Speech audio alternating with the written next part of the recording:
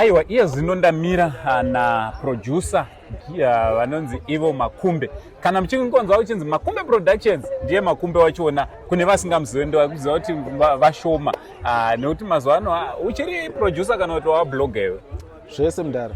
Ndinodena ndoproducer ndotasei. Zvese. Tiri nematambudziko tasangana nawo. Zvisi kutambirika mudara pakashata. Zvakaoma. Mahwani chaizvo. Handiti ku-industry imimi semaproducer manga muchishanda namukoma Tatenda Pinjis, kurasikirwa kwadai kunorevekwa moto?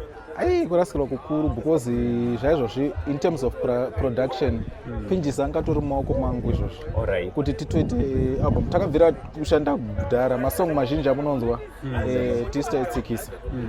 So tatu kutoita new album ranga rine 12 songs. 12 songs? Aitoti last week aitoti ko ndipeka date ndiye kurekoda ndikati ngatizviite after Easter. Ndazive kuti after Easter 39. Saka achinji chinorwadza takatoronga mamwe makolabo aifana kundoita kuKenya.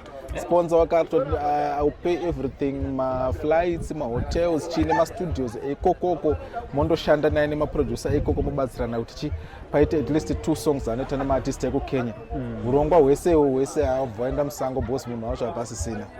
Sevaimbi vemuZimbabwe panguva dzakadai munovakurudzira kuita sei? Nekuti ndinoziva kuti nguva dzakadai kazhinji munenge muriko takakonai kundufu dzakasiyana-siyana, kusanganisa kwaTeri, kusanganisa kwadani, vaimbi vakawanda. Ndezvipi zvamuri kuobserva uye munokurudzira vaimbi izvi?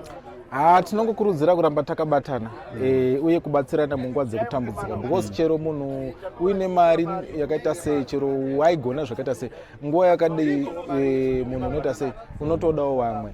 Saka ngatibatanei, wigawo vamwe uchiziva kuti uchawigawo. Panonzi ngaticontributewo chingobvisawo hanoona, panonzi ngatidaiso chingoshandawo panongokungowa yo presence as an artist. Zvakangokosha kuti ungongoripo uchiwigawo mumwe wako because nhasi ndeuyu mangwana ndiwewo uchada kuzowigwawo. Aiwa, tinotenda. Aiwa, mazoita vaMakumbe nenguva yamatipai kuti tinge tinotenda chaizvo.